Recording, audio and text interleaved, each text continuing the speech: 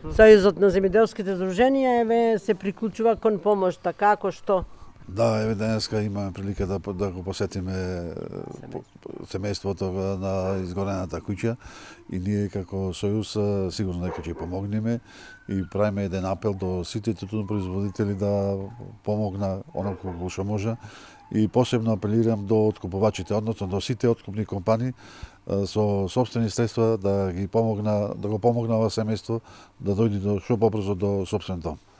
Тоа е еден тон тутун што им изгоре, колку пари се во прашање?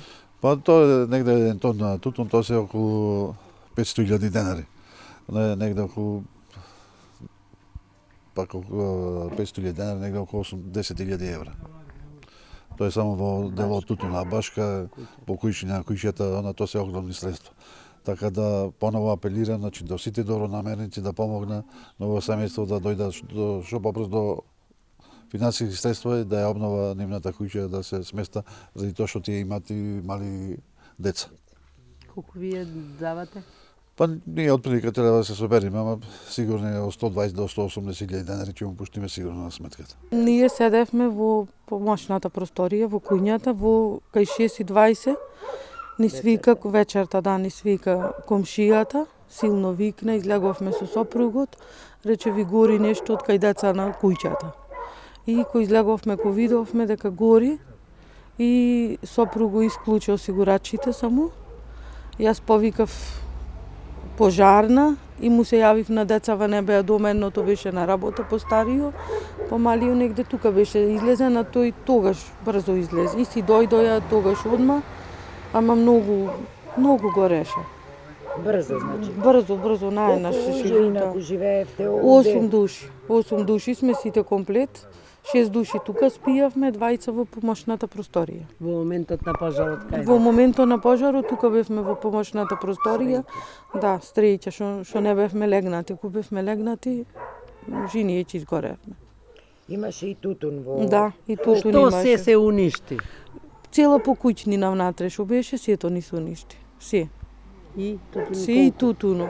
Тутун околу 1 тон тутун, толку, 1 тон тутун имаше. се тамака. Да, само 50 балини имавме сметнато, другото сето. Да. Сега што ви е приоритет? Прво да се направи? Сега приоритет да направиме 2-3 соби, да се прибериме кој што си бевме. Оти сега спијат по куќи. Да. Кај роднини, кај пријатели, кај комши, така. Така. Да. Кажете ни колку души на која возраст се сите во куќата? Мака, од 82 години до 4 години на возраст. Колку души? 8 души сме. И уште едно на пат. Да, и уште едно на пат, 9 член. Да, за во февруар, крај февруар и то. Секако за празнициве? Не знаеме. Помага луѓе, некако ќе се помине. Значи секоја помош ви е добро да, на сега секоја помош ни е Кажете, добро, да. Секаква помош и да луѓе се нудат секаква помош. Од облека, храна носат, постелнини носат, се ни помагаат. Со парични средства идат и то помагаат, сами носат дома. Се ни помагаат, со се. Добро. Во ред. Вие кај бевте во моментот? Значи, јас во моментот бев на работа. Сидам во 8 сато вечерта, одам по 12 сати на работа и ми се јавија по телефон еден колега, кажа дека нешто има проблем кај вас во куќата, ама да не ме уплаши човекот, ми се јави, рече вака и вака. Под изгора, рече, само прашав да се здрави живи луѓето, ништо друго.